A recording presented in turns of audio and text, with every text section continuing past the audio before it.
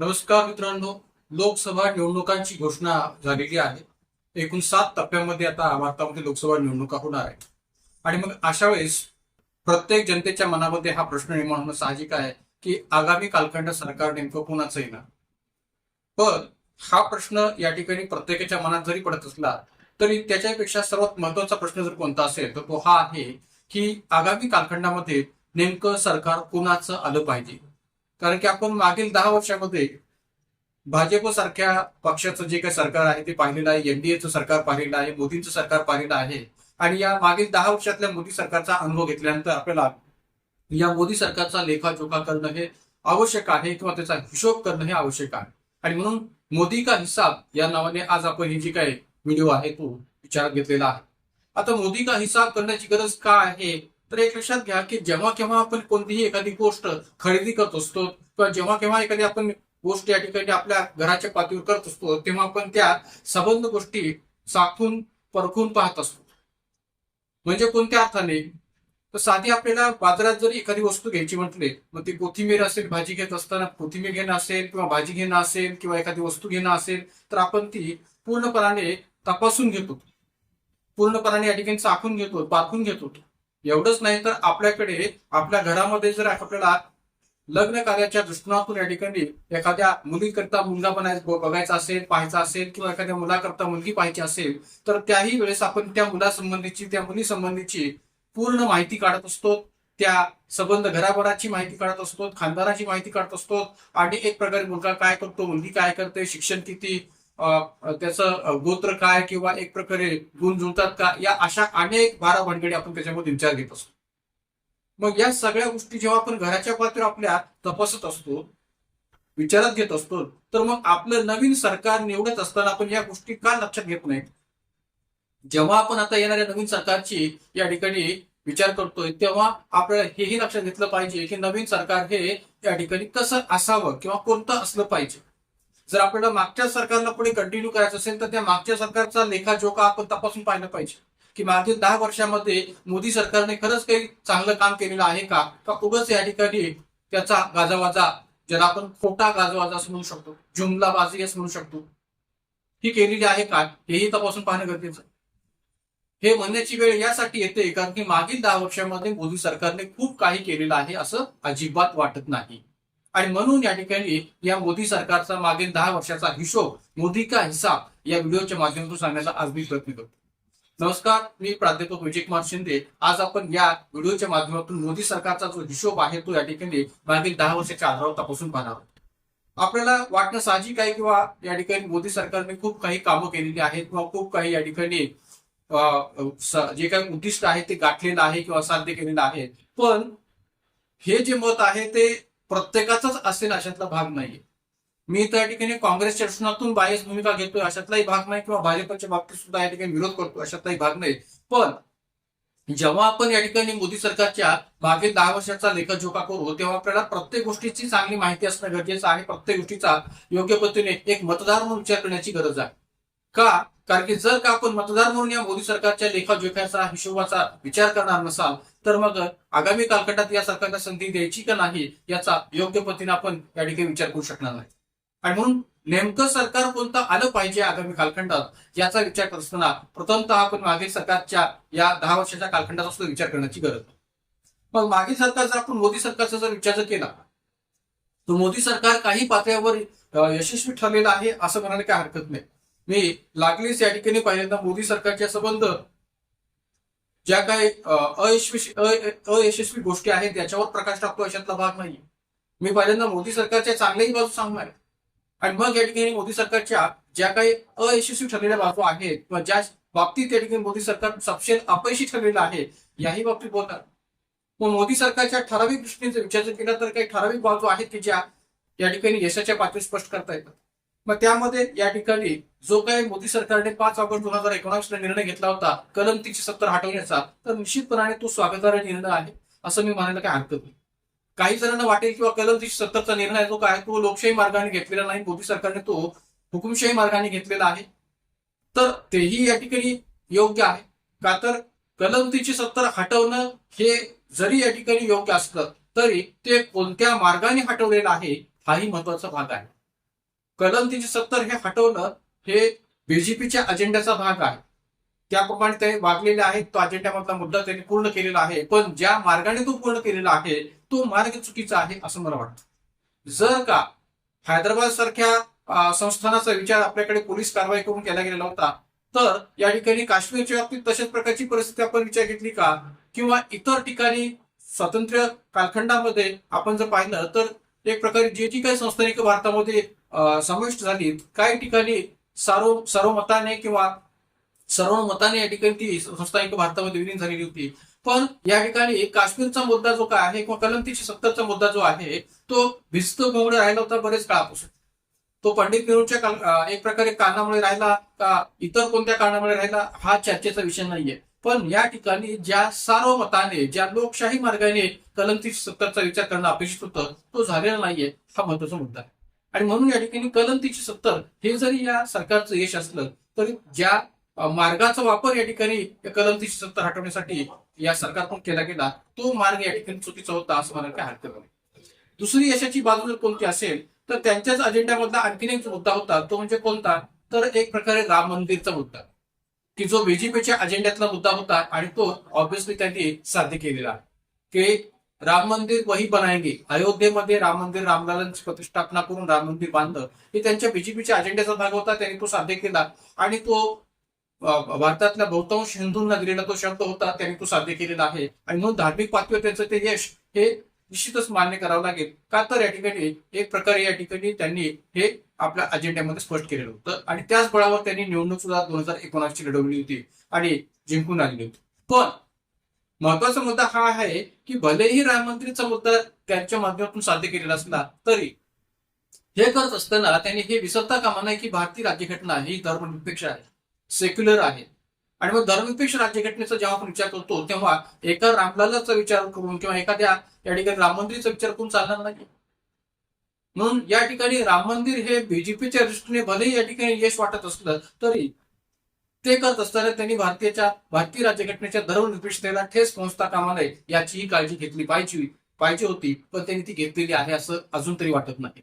आजही या ठिकाणी भाजपसारखा पक्ष, मोदी सारखे नेते हे हिंदूंच्या आधारावर किंवा हिंदू धर्माच्या आधारावर, राम मंदिराच्या आधारावर मत मागायला मागे पुढे पाहणार नाही हेही या ठिकाणी सांगायची आवश्यकता आहे.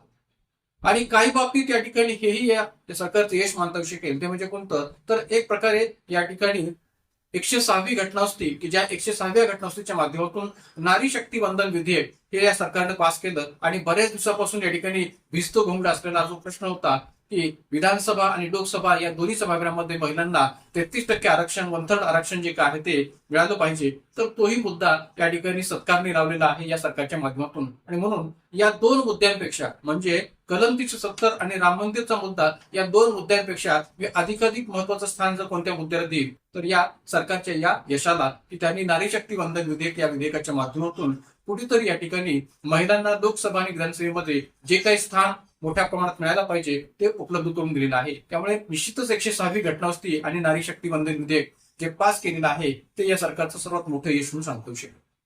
मात्र जेव्हा आपण या सरकारच्या मागील 10 वर्षातील अपयशाचा विचार करतो तेव्हा अनेक आघाड्यावर हे सरकार कसं अपयशी ठरलेलं आहे हे आजही स्पष्ट होतं किंवा आजही या ठिकाणी ते पाहायला मिळतं. त्यातला सर्वात मोठा प्रश्न जर कोणता असेल तर तो आहे बेरोजगारीचा. का? कारण की ज्या पद्धतीने मोदी सरकारने 2014 मध्ये अनेक प्रकारचे दावे प्रतिदावे किंवा आश्वासनं दिली होती रोजगाराच्या प्रश्नातून, ती दावे प्रतिदावे या ठिकाणी बेरोजगारीच्या प्रश्नातून आपल्याला दिसून येत आहे की ते कसे खोटे होते. हे दावे प्रतिदावे किंवा ही आश्वासनं कशी खोटी होती हे आज आपल्याला या ठिकाणी बेरोजगारीच्या प्रश्नातून पाहायला मिळते. कशा पद्धतीने, तर मोदी सरकारने ज्यावेळेस 2014 मध्ये ते पहिल्यांदा निवडणूक बीजेपीने लढवली होती एक प्रकारे मोदींच्या नेतृत्वाखाली, तर त्यावेळेस याच मोदींनी कोटीच्या घरामध्ये रोजगार उपलब्ध करून देऊ अशी भाषा केली होती. तशा प्रकारची धोरणं आखण्याचा त्यांनी प्रयत्नही केला. मग त्यामध्ये या ठिकाणी स्वरोजगाराच्या अनेक योजना त्यांनी सुरू केल्या. मग एक प्रकारे या ठिकाणी मुद्रा योजना असेल किंवा एक प्रकारे या ठिकाणी इतरही मेक इन इंडिया सारखी योजना असेल, अशा अनेक योजनांच्या माध्यमातून रोजगाराचा प्रश्न सोडण्याचा प्रयत्न त्यांनी केला. पण तो खूप साध्य झालेला अशातला भाग नाहीये. कारण की आजही या ठिकाणी भारतामध्ये बेरोजगारीचा प्रश्न हा पहिल्यापेक्षा कित्येक पटीने वाढलेला आहे असं आपल्याला चित्र दिसून येतं. मग मेक इन इंडिया किंवा इतर कोणती जी काही रोजगाराच्या शोषणातून स्वरोजगार शोषणातून असणारी योजना होती ती फायदेशीर ठरली का, तर ते सगळं या ठिकाणी खोटं ठरलं किंवा एक प्रकारे चुनावी जुमला ठरला असं म्हणायचं आढळून.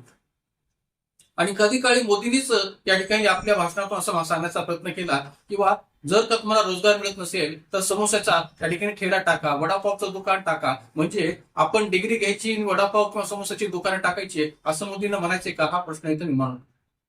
म्हणून बेरोजगारीचा जो प्रश्न आहे तो आज खूप मोठ्या प्रमाणात वाढत चाललेला आहे. किंबहुना इंटरनॅशनल लेबर ऑर्गनायझेशनने सुद्धा काल परवाच या ठिकाणी स्पष्ट केलं होतं की भारतामध्ये जो काही एकूण बेरोजगारचा आकडा पाहायला मिळतो त्यामध्ये 83% बेरोजगार जर कोण असेल तर तो युवा आहे, युवक आहे, हे या ठिकाणी त्या आकडेवारीतून स्पष्ट झालेलं आहे. तर त्यामुळे बेरोजगारीचा प्रश्न हा सुद्धा खूप मोठा प्रश्न आहे. ज्या मनमोहन सिंग सरकारने मनरेगा या प्रकारची योजना भारतामध्ये सुरू केली होती त्या मनरेगाचं या ठिकाणी एक प्रकारे मोदी सरकारने खिल्ली उडवली होती. मोदी स्वतः म्हणजे प्रधानमंत्री मोदी स्वतः या ठिकाणी या मनरेगाची खिल्ली उडवत होते संसदेमध्ये आणि त्याच्यावर हसत होते. पण याच मनरेगाची जादू किंवा हीच मनरेगाची योजना ही कोरोना कालखंडामध्ये ग्रामीण भाग स्तरावर किंवा ग्रामीण भागामध्ये अनेक लोकांना फायदेशीर ठरणे आणि त्या माध्यमातून अनेक लोकांना रोजगार प्राप्त होऊ शकला हेही तुम्ही विसरता कामा. आणि मग आज मोदी सरकार सोशल मीडियाच्या माध्यमातून सांगण्याचा प्रयत्न करत आहे की बघा मनरेगाच्या माध्यमातून जो काय या ठिकाणी मजुरीचा दर होता तो मजुरीचा दर एक प्रकारे काँग्रेस सरकारच्या कालखंडामध्ये किती होता आणि आज आम्ही तो किती देतोय. मग ज्या मनरेगाची खिल्ली मोदींनी उडवली होती त्याच मनरेगाचं यश आज आपल्याला दिसून येतंय की कोरोनासारख्या बिकट कालखंडामध्ये या मनरेगाचा फायदा अनेक लोकांना रोजगाराच्या पातळीवर झाला होता. मग याचं क्रेडिट ते मनमोहन सिंग सरकारला द्यावं लागेल न की या ठिकाणी मोदी सरकार. म्हणून बेरोजगारीच्या पातळीवर विचार केला तर या ठिकाणी खूप मोठा आव असून असणारा प्रश्न जो काय तो आज पाहायला मिळतोय. एवढंच नव्हे तर महाराष्ट्रासारख्या घटक राज्यामध्ये, का तर मी या ठिकाणी महाराष्ट्रातून या ठिकाणी बिलॉंग होतो आणि म्हणून महाराष्ट्रासारख्या घटक राज्यामध्ये बेरोजगारीचा जो प्रश्न आहे तो सोडवण्याचा प्रयत्न या एकनाथ शिंदे सरकारकडून किंवा देवेंद्र फडणवीस सरकारकडून होतोय. पण त्यामध्ये पण अनेक अडथळे आपल्याला पाहायला मिळत आहेत. ते म्हणजे कोणते, तर भरती प्रक्रियेमध्ये होणारे खूप मोठ्या प्रमाणाचे घोटाळे. मग तो तलाठी प्रक्रियेमधला होणारा घोटाळा असेल किंवा कोणत्याही प्रकारच्या सरळ सेवेच्या परीक्षेमध्ये होणारा घोटाळा असेल, म्हणजे कोणतीही अशी परीक्षा सरळ सेवेच्या दृष्टिकोनातून झालेली आपल्याला सांगता येऊ शकणार नाही की ज्या परीक्षेमध्ये घोटाळा झालेला नाही किंवा ज्या परीक्षेमध्ये कोणता ना कोणता प्रश्न उपस्थित झालेला नाहीये. तर त्यामुळे भरती प्रक्रियेमध्ये होणारा जो काही घोटाळा आहे तो घोटाळा सोडवण्याच्या दृष्टीने महाराष्ट्रातच नव्हे तर इतरही अनेक घटक राज्यामध्ये असे भरती प्रक्रियेचे घोटाळे हे आपल्याला दिसून येतील, विशेषतः भाजप शासित घटक राज्यामध्ये. तर त्यामुळे या भरती प्रक्रियेतील घोटाळ्याचा प्रश्न सुद्धा खूप मोठा प्रश्न आहे की जो बेरोजगाराशी रिलेटेड आपल्याला सांगता येतो. एवढंच नव्हे तर या मोदी सरकारचा आणखीन एक मोठा अपयश जर कोणता असेल तर ते आहे कोरोना काळातील येणारं अपयश. म्हणजे आपण या गोष्टीला विसरता कामा नये की याच कोरोना कालखंडामध्ये उत्तर प्रदेश सारख्या घटक राज्याच्या अंतर्गत, कारण की आपण लोकसभेची निवडणूक लढवतोय त्यामुळे फक्त आपल्या घटक राज्यापुरता विचार करून चालणार नाही, पूर्ण देश पातळीवर आपला विचार करावा लागेल. तर याच कोरोना कालखंडामध्ये उत्तर प्रदेश सारख्या घटक राज्यामध्ये योगी सरकारच्या कालखंडामध्ये अनेक शव की जे कोरोनामध्ये मृत्यू पावलेले अनेक या ठिकाणी मुर्दे होते, शव होते, ते गंगेच्या पाण्यामध्ये वाहून गेलेले आपण चित्र पाहिलेलं आहे. हे खूप मोठं अपयश त्यांच्या या योगी सरकारचं, भाजपच्या योगी सरकारचं, उत्तर प्रदेश सरकारचं आणि एकंदरीत मोदी सरकारचं सुद्धा होतं असं म्हणायला काही हरकत नाही. खूप मोठ्या प्रमाणात ऑक्सिजनचा जो या ठिकाणी कमतरतेचा भाग जो होता तोही या कोरोना कालखंडात दिसून आला. आणि विशेष म्हणजे जेव्हा सर्वोच्च न्यायालयामध्ये या ऑक्सिजनच्या प्रश्नावरून जेव्हा केस गेली होती तेव्हा याच सरकारने खोटी माहिती पुरवण्याचा प्रयत्न केला होता, संसदेमध्ये सुद्धा खोटी माहिती देण्याचा प्रयत्न केला होता की कोणत्याही पातळीवर भारतामध्ये ऑक्सिजनच्या कमतरतेमुळे हा कोरोना पेशंट जो काय तो मृत्यू पावलेला नाहीये. जे काही मृत्यू पावले ते या ठिकाणी ओव्हरडोसमुळे, रेमडेसिवीरच्या ओव्हरडोसमुळे मृत्यू पावले, त्यामध्ये ऑक्सिजनची कमतरता हे कारण नव्हतं. अशी खोटी या ठिकाणी माहिती पुरवण्याचा प्रयत्न या सरकारने केला होता आणि कोरोनाचं जे काय अपयश आहे ते एक प्रकारे पचवण्याचा प्रयत्न केलेला होता. तर त्यामुळे या ठिकाणी कोरोनामध्ये जी काही परिस्थिती होती ती सुद्धा आपल्याला विचार घेतली पाहिजे. या सरकारचं अपयश म्हणून कोरोना कालखंडात पूर्ण आरोग्य यंत्रणेचं अपयश, विशेषतः देश पातळीवरच्या असणाऱ्या आरोग्य यंत्रणेचं अपयश हे सुद्धा या ठिकाणी दिसून आलेलं होतं. तर त्यामुळे याही दृष्टिकोनातून असणारं हे जे काही अपयश आहे कोरोना कालखंडातलं आपण ते विसरता कामा नये. त्याचबरोबर कृषीचा जर मुद्दा आपण विचार घेतला तर या 2019 पासून 2024च्या कालखंडामध्ये जर आपण पाहिलं तर जो काही या ठिकाणी कृषीविषयक प्रश्न आहे तो खूप मोठ्या प्रमाणात चर्चेला गेला, खूप मोठ्या प्रमाणात गाजला. जवळपास 1 वर्षाच्या कालखंडाच्या जवळपास या ठिकाणी दिल्लीच्या बॉर्डरवर अनेक शेतकऱ्यांनी आंदोलन केलं आणि जे काही कृषीविषयक या ठिकाणी जुलमी कायदे होते ते कायदे रद्द करण्याला भाग पाडलं. कितीतरी दिवस या ठिकाणी या आंदोलनाला या ठिकाणी शेतकऱ्यांना विचारात घ्यावं लागलं. का तर मोदी सरकार या कायद्यांना मागे घ्यायला तयार नव्हतं, रद्द करायला तयार नव्हतं. पण उत्तर प्रदेशच्या निवडणुकांमध्ये होणारं नुकसान जेव्हा लक्षात आलं तेव्हा त्यांनी हे कृषी कायदे जे काय ते मागे घेतले किंवा रद्द केले. पण याचा अर्थ प्रश्न मिटला अशातला भाग नाही. आजही या ठिकाणी दिल्लीच्या बॉर्डरवर एक प्रकारे या ठिकाणी एमएसपी साठीचा जो लढा आहे, शेतकऱ्यांचा एमएसपी साठीचा जो लढा आहे, म्हणजे मिनिमम सपोर्ट प्राइस, याच्यामध्येचा जो काही लढा आहे तो आजही चालू आहे. शेतकऱ्यांच्या आत्महत्येचा प्रश्न आजही या ठिकाणी आवासून उभा आहे. शेतकऱ्यांची आत्महत्या काही या ठिकाणी थांबत नाहीयेत. महाराष्ट्रासारख्या घटक राज्यामध्ये अनेक मोठ्या प्रमाणात शेतकऱ्यांच्या आत्महत्येचा प्रश्न हा निर्माण होतोय किंवा इतरही घटक राज्य पातळीवर पाहायला मिळतोय. मग आता याला उत्तर म्हणून या ठिकाणी काही भाजप समर्थक असं म्हणतात की प्रधानमंत्री किसान योजना असेल किंवा विमा योजना असेल अशा योजनांच्या माध्यमातून शेतकऱ्यांना भरघोस मदत करण्याचा प्रयत्न हा भाजप सरकारने केलेला आहे, मोदी सरकारने केलेला आहे. पण एक लक्षात घ्या की 4 वाटून 12 वसूल करणे हा प्रकार होता या संबंध योजनांचा. मग ती विमा योजना असेल किंवा प्रधानमंत्री किसान योजना असेल, या योजनांच्या माध्यमातून 4 देणं आणि 12 शेतकऱ्याच्या खिशातून काढून घेणं हा प्रकार जो काय तो या मोदी सरकारने केला होता. त्यामुळे याच्यात खूप मोठं काही यश होतं किंवा खूप मोठं काही कार्य केलं अशातला भाग नाही. सर्व प्रकार या ठिकाणी फोटो करून करण्याचा प्रकार जो काय तो मोदी सरकारने केलेला आहे असं म्हणता येऊ शकेल.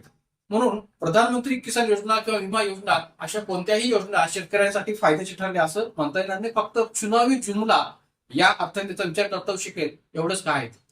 एवढंच नव्हे तर महागाईचा मुद्दा जो सुद्धा आहे तो सुद्धा या ठिकाणी खूप मोठ्या प्रमाणात आपल्याला आजही भासवतोय किंवा आजही जाणवतोय. जेव्हा युक्रेन आणि रशियाचं युद्ध चालू होतं तेव्हा खाद्यतेलाचे भाव 200 रुपये लिटर पर्यंत पोहोचलेले होते. पेट्रोलचे भाव आजही या ठिकाणी 103 रुपये लिटर किंवा एक प्रकारे 100 रुपये लिटरच्या पातळीवर आपल्याला पाहायला मिळतात.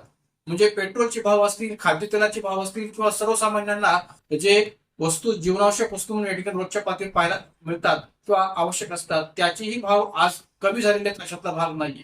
आणि म्हणून या ठिकाणी मग एक प्रकारे पेट्रोल, खाद्यतेल किंवा एक प्रकारे डाळी असतील अशा कोणत्याही जीवनावश्यक वस्तूंचे भाव आजही कमी झालेले आहेत असं म्हणायला जागा होत नाही. महागाई आजही कायम आहे. एवढंच नव्हे तर या ठिकाणी नुकतंच महाराष्ट्रासारख्या प्रगत म्हटल्या जाणाऱ्या घटक राज्यामध्ये वीज महावितरण कंपनी आपली वीज बिलं वाढवून म्हणजे वीज दर जे काय आहे ते वाढवून देण्याचा प्रयत्न आता केला जाणार आहे. आगामी कालखंडात वीज दराचे जे काही रेट आहेत ते वाढणार आहेत. 15 ते 16% या ठिकाणी वीज बिल हे आपल्याला वाढीव दरामध्ये भरावं लागणार आहे. मग कुठं या ठिकाणी महागाई कमी झालेली आहे असं म्हणायला जागा होत. आणि म्हणून महागाईचा प्रश्न सुद्धा या ठिकाणी खूप मोठा प्रश्न म्हणून आहे की जो या मोदी सरकारच्या माध्यमातून सोडवता येऊ शकलेला नाहीये. म्हणून तेही एक या सरकारचं खूप मोठं अपयश आहे. भीती याही बाबतीत वाटते की एक प्रकारे निवडणुकीच्या नंतर भारताची अवस्था श्रीलंकेसारखी तर होणार नाहीये ना अशी देखील भीती या ठिकाणी वाटते. काही दबक्या आवाजामध्ये काही अर्थतज्ञ लोक सुद्धा याबाबतची भाषा जी काय ती करतात असं म्हणायला काही हरकत नाही. आणि म्हणून महागाईचा जो काही दर आहे किंवा महागाईचा जो काही उच्चांक आहे तो निवडणुकीनंतर आणखीन वाढेल की काय ही भीती अजूनही सर्वसामान्यांच्या मनात कायम आहे. त्याचबरोबर भ्रष्टाचारासारखा मुद्दा की ज्या मोदींनी नोटबंदीचा निर्णय घेऊन काला पैसा मैं वापस लावूंगा असं म्हटलेलं होतं, त्या नोटबंदीच्या निर्णयाचा सुद्धा जर विचार केला तर तो निर्णय खूप या ठिकाणी फायदेशीर ठरला असं म्हणता येऊ शकत नाही. ज्या मोदींनी 2000ची नोट या ठिकाणी नोटबंदीच्या नंतर काढली होती तीच 2000ची नोट या ठिकाणी पुन्हा त्यांना बंद करण्याची वेळ का आली. खरं तर या ठिकाणी जर का नोटबंदीमुळे भ्रष्टाचार जर दूर झालेला असेल तर 2000ची नोट या ठिकाणी कायम ठेवायला काही हरकत नव्हती.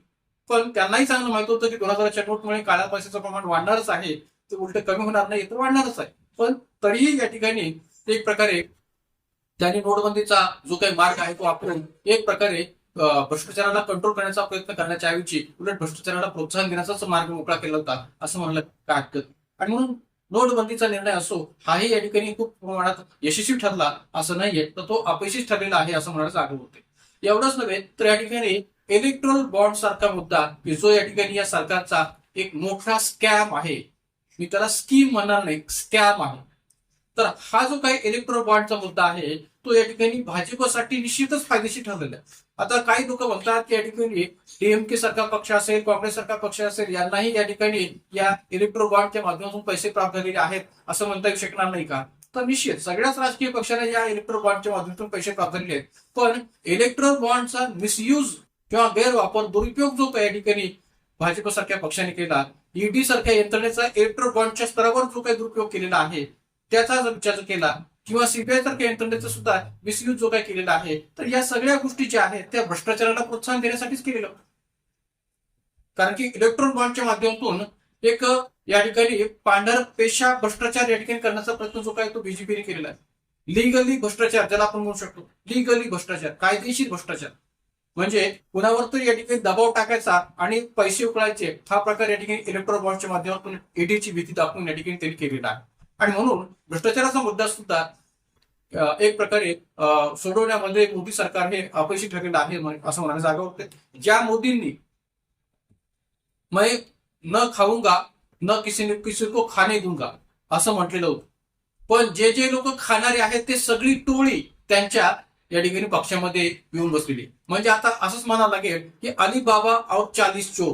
का? कारण की अलीबाबा हा स्वतः मोदी आहे आणि त्याचे 40 चोर हे आता वेगवेगळ्या राजकीय पक्षातून त्यांच्या पक्षामध्ये येऊन बसलेले आहेत. आणि म्हणून मोदी हे अलीबाबा आहेत आणि त्यांचे हे जे काही वेगवेगळ्या पक्षातून आलेले भ्रष्ट लोक आहेत ते 40 चोर आहेत असं शुद्ध अर्थाने म्हणायला काही हरकत नाही. आणि म्हणून या ठिकाणी त्यांनी आता आपला जो घोषणेचा भाग आहे की मैं खाने नहीं दूंगा और न किसी को खाने नहीं दूंगा या खुद न खाऊंगा, तर हा जो मुद्दा आहे तो या ठिकाणी आता त्यांनी मागे घेतला पाहिजे.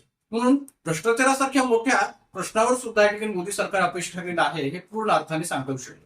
एवढंच नव्हे तर मुख्यमंत्र्यांना अटक करून लोकशाहीची गळचिपी करणं, जे जे घटक राज्य आणि त्या घटक राज्यातले मुख्यमंत्री तिथे राजकारण आपल्याला या ठिकाणी शक्य होणार नाहीये, अशा घटक राज्यांच्या मुख्यमंत्र्यांना अटक करणं, मग ते अरविंद केजरीवाल यांना अटक करणं, मग ते झारखंडचे मुख्यमंत्री असणारे हेमंत सोरेन यांना अटक करणं, आणि ज्या ठिकाणी अटक करणं शक्य नाही तिथल्या मुख्यमंत्र्यांना एन मार्गाने त्रास देणं, असा जो प्रकार आहे तो या मोदी सरकारच्या कालखंडामध्ये बऱ्याच वेळा झालेला आहे. मग ते महाराष्ट्रामध्ये उद्धव ठाकरेंच्या बाबतीत असो वा इतर घटक राज्यामध्ये इतर मुख्यमंत्र्यांच्या बाबतीत असो, हे प्रकार जे काय आहे ते मोदी सरकारने वारंवार केलेले आहेत. मग ते पश्चिम बंगालमध्ये ममता बॅनर्जी यांच्या बाबतीत सुद्धा असो किंवा एक प्रकारे इतरही घटक राज्यांच्या पातळीवर हा प्रकार जो आहे तो मोदी सरकारने वारंवार केलेला आहे. आणि म्हणून या ठिकाणी प्रत्येक बाबतीत जर विचार केला तर मोदी सरकार जे काय आहे ते अपयशी ठरत चाललेलं आहे असं म्हणायला जागा होतं. आणि मग वरून हे जाहिराती काय करतायत तर एक प्रकारे अशा जाहिराती करतायत की जसं काय मोदी सरकारने सगळं काय चांगलंच केलेलं आहे, सगळं काही या ठिकाणी सुजलाम सुफलाम आहे असं दाखवण्याचा, असं भासवण्याचा प्रयत्न जो काय आहे तो मोदी सरकार करत चाललेला आहे. आणि मग तशा जाहिराती त्यांच्याकडून केल्या जातात की युक्रेन आणि रशियामधलं युद्ध हे मोदी सरकारमुळे थांबलं. मोदी सरकारची या ठिकाणी या युद्धामध्ये थांबवण्याच्या पातळीवर काय भूमिका होती हे मोदी सरकारने जरा पूर्ण डिप्लोमॅटिक लेवलवर समजावून सांगावं की खरंच या ठिकाणी ही भूमिका त्यांच्या याच्यामध्ये होती का, आणि काय गरज पडली या ठिकाणी या रशियाच्या पुतीनला मोदी सरकारच्या ऐकायची, किंवा मोदींनी म्हटल्यानंतर लगेच पुतीन ऐकतो आणि म्हणतो की हा ठीक आहे एवढ्या वेळासाठी आम्ही युद्ध थांबूया. गरजच नाहीये ना. मग असे या ठिकाणी फालतू जाहिराती दाखवण्याचा प्रयत्न या मोदी सरकारने जो केलेला आहे त्यातून त्यांचं शुद्ध अपयश दिसून येतं आणि म्हणूनच त्यांना अशा फालतू जाहिराती दाखवाव्या लागतात. आणि म्हणून या ठिकाणी मोदी सरकारनं आपलं अपयश जे आहे ते या जाहिरातींच्या माध्यमातून स्वीकारलेलं आहे असं म्हणायला काय हरकत नाही. आणि म्हणून एक या ठिकाणी हा महत्वाचा मुद्दा आहे की जर का आगामी कालखंडातल्या या जे काही आपल्या लोकसभा निवडणुका होणार आहेत 7 टप्प्यामध्ये, तर या 7 टप्प्यातल्या लोकसभा निवडणुकांच्या अंतर्गत भारतातल्या सबंध जनतेने लोकशाही मार्गाने या ज्या काही निवडणुका आहेत त्या होत असताना आपल्या लोकशाहीला जिवंत ठेवण्याचा प्रयत्न जो काय तो केला पाहिजे. आजपर्यंत जर आपण विचार केला तर आपल्या भारतातली लोकशाही ही प्रगल्भ झालेली आहे असं चित्र कधीही दिसून आलेलं नाहीये. का? कारण की भारतातली लोकशाही ही संख्यात्मक पातळीवर खूप मोठी झालेली आहे. 90 कोटीपेक्षा सुद्धा अधिक मतदार यावेळेच्या निवडणुकीमध्ये आपल्याला दिसून येणार आहे. पण या 90 कोटीमधले किती मतदार हे या ठिकाणी गुणात्मक पद्धतीने मतदान करणार आहेत हा प्रश्न महत्वाचा आहे.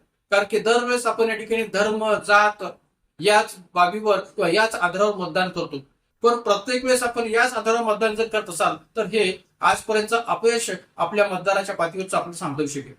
जर याही पेक्षा पुढे जाऊन जर आपण या ठिकाणी विचार केला की आपल्याला कोणतं सरकार चांगलं आहे की जो आपला बेरोजगारीचा प्रश्न सोडू शकेल, जो आपला या ठिकाणी एक प्रकारे भ्रष्टाचाराचा प्रश्न सोडू शकेल, जो आपला महागाईचा प्रश्न सोडू शकेल, आणि सर्वात महत्वाचं म्हणजे या ठिकाणी ते सरकार सेक्युलर असेल, धर्मनिरपेक्ष असेल. कारण की मोदी सरकारने त्यांच्या 10 वर्षामध्ये सांप्रदायिकतेशिवाय किंवा सांप्रदायिकतेला प्रोत्साहन देण्याशिवाय दुसरं काही केलेलंच आहे असं दिसून येत नाही. प्रत्येक प्रश्नामध्ये सांप्रदायिकता, हिंदुइझम अशाच गोष्टींना प्राधान्य देत आलेले आहे. आणि म्हणून या ठिकाणी आगामी कालखंडात आपण या ठिकाणी लोकशाही कशी प्रगल्भ करता येऊ शकेल, लोकशाहीच्या पातळीवर गुणात्मक मतदान आपण कसं करू शकू याचा विचार केला पाहिजे. आणि जर गुणात्मक मतदान करायचं असेल आणि लोकशाही प्रगल्भ घडवून आणायची असेल तर विकासाच्या मुद्द्यावर मतदान करा, की खरंच या ठिकाणी मोदी सरकारने विकासाच्या पातळीवर काही केलेलं आहे का. आणि मग विकासामध्ये रोजगाराचा मुद्दा येतो, विकासामध्ये आपल्या ज्या काही मूलभूत सुविधा आहेत यांचा संबंध येतो.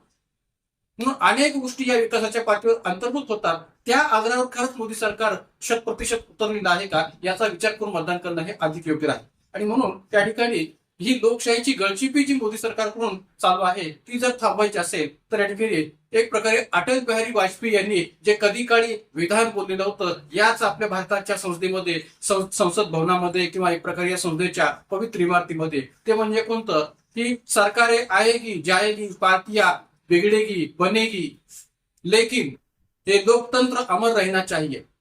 तर हे जे काही विधान या ठिकाणी अटल बिहारी वाजपेयी यांनी तळमळीनं म्हटलेलं होतं, त्यांना सत्तेची आवश्यकता नव्हती. कारण की सत्ता आएगी जाएगी असंही या ठिकाणी त्या विधानाच्या माध्यमातून त्यांनी स्पष्ट केलेलं होतं. पण मोदी हे सगळं या ठिकाणी सत्तेसाठीच करतायत की काय असं धडधडीत चित्र आपल्याला पाहायला मिळतं.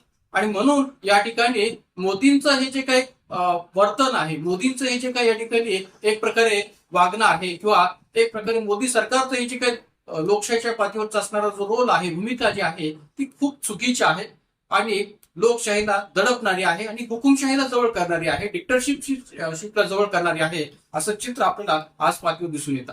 आणि म्हणून खऱ्या अर्थाने या ठिकाणी माझी अशी सर्व मतदारांना विनंती असेल की जर खऱ्या अर्थाने आपल्या लोकशाहीला वाचवायचं असेल तर मतदान यावेळेस आपण आवर्जून करण्याची गरज आहे.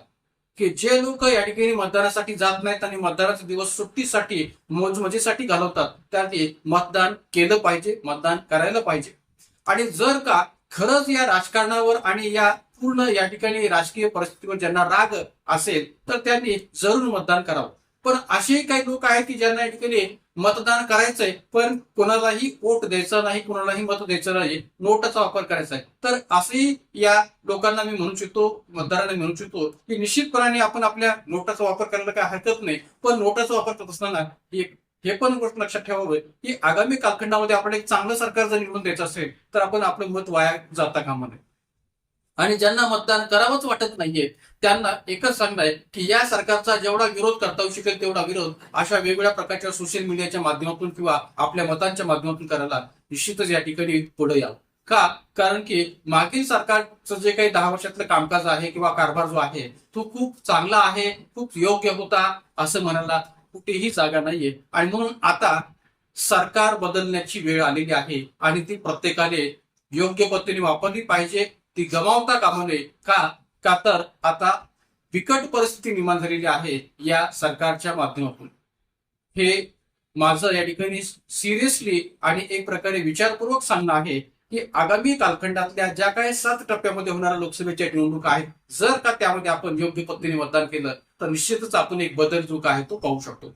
म्हणून या मोदी सरकारचं हे खूप मोठं अपयश जे आहे ते या सगळ्या मुद्द्यांमधून आपल्याला सांगता येतो. आणि म्हणून या ठिकाणी भलेही या ठिकाणी काही मुद्दे त्यांचे यशाच्या पातळीवर किंवा यशस्वी पातळीवर या ठिकाणी सांगता येत असले तरी सुद्धा त्यांचं खूप मोठं अपयश या ठिकाणी अनेक मुद्द्यांमधून पाहायला मिळतं. आणि म्हणून मोदी का हिसाब किंवा मोदीचा जो लेखाजोखा आहे, मोदी सरकारचा जो काही लेखाजोखा आहे, मोदी सरकारचा जो काही हिशोब आहे तो या सगळ्या मुद्द्यांच्या माध्यमातून आपण विचारात घेणं गरजेचं आहे. आणि मग आगामी कालखंडामध्ये या सर्व आधारावर योग्य पद्धतीने मतदान करण्याची गरज आहे. आणि म्हणून या ठिकाणी माझं सर्वांना पुन्हा एकदा असं सांगणं असेल की मतदानाला जा आणि योग्य उमेदवाराला निवडण्याचा प्रयत्न करा. पण शक्यतो आपण मतदान करत असताना हे मतदान या सरकारला पुन्हा संधी देणे नाही या आधारावर या ठिकाणी केलं तर ते अधिक योग्य राहील. बाकी भारतीय राज्यघटनेने सर्वांना अभिव्यक्ती स्वातंत्र्य दिलेलं आहे आणि त्या अभिव्यक्ती स्वातंत्र्याचा योग्य पद्धतीने आपण वापर करू शकता. मी म्हणतोय म्हणून या ठिकाणी आपण या मुद्द्याला विचारात घेतलं पाहिजे किंवा एक प्रकारे मोदी सरकारचा विरोध केला पाहिजे असं मी म्हणत नाही. पण सतत विवेक बुद्धीच्या आधारावर विचार करून निश्चितपणाने हे लक्षात ठेवा की या ठिकाणी हे सरकार पुन्हा येणं हे खरं तर या ठिकाणी धोक्याची घंटा आहे असं इथं स्पष्ट करता येऊ शकेल. तर आज आपण या व्हिडिओच्या मध्ये थांबूया. आपल्या चॅनलला अधिकाधिक संख्येने सबस्क्राईब करा, शेअर करा, लाईक करा. आज आपण या व्हिडिओमध्ये इथं थांबूयात. जय हिंद.